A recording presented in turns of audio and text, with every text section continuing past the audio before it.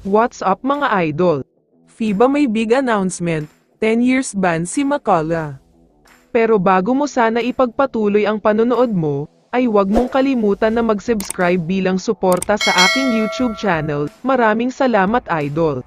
Update lang muna tayo sandali sa bagong naturalized player ng Gilas Pilipinas na si Benny Boatwright. Dahil ayon kay Coach Tim ay gusto na daw niyang makasama ito sa Gilas build-up para sa paparating na qualifiers sa November.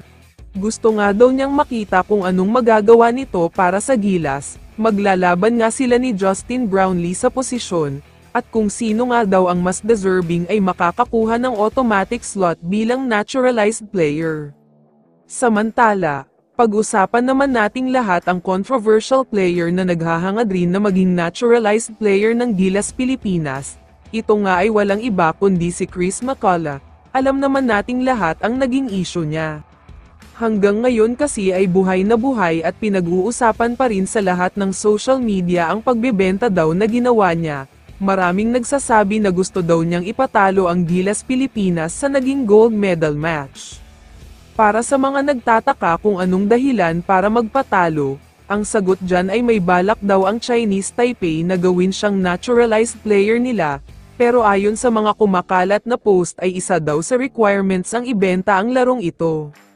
Kaya naman ayon sa multiple sources, kahit hindi daw involved or related ang FIBA sa Jones Cup, ipinaimbestigahan pa rin daw nila ito dahil national team ng Chinese Taipei ang sangkot.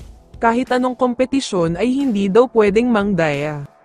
Lumalabas nga daw sa investigasyon na may hindi talaga magandang nangyari dito, dahil obvious daw sa body language ni Chris Macaulay na gusto niyang ibenta ang laro. Championship game ito pero parang normal lang kay C-Mac. Nakakapagtaka rin daw ang mga turnovers niya, ang mga forced shots niya, ang mga mintis na free throws niya sa endgame at tila pati sa depensa ay wala siyang ambag. Kaya naman ayon sa source ay mabigat na parusa daw ang ipapataw sa kanya.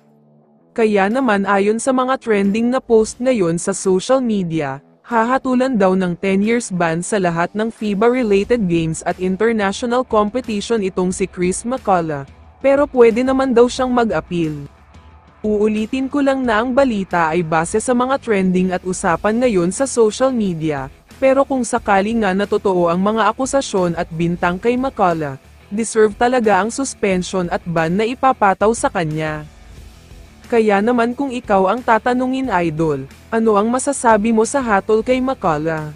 I-comment mo naman ang sagot mo sa tanong na ito. So dito na nagtatapos ang video na ito. Maraming salamat sa pagsuporta at panonood mga idol. Ingat at bye-bye.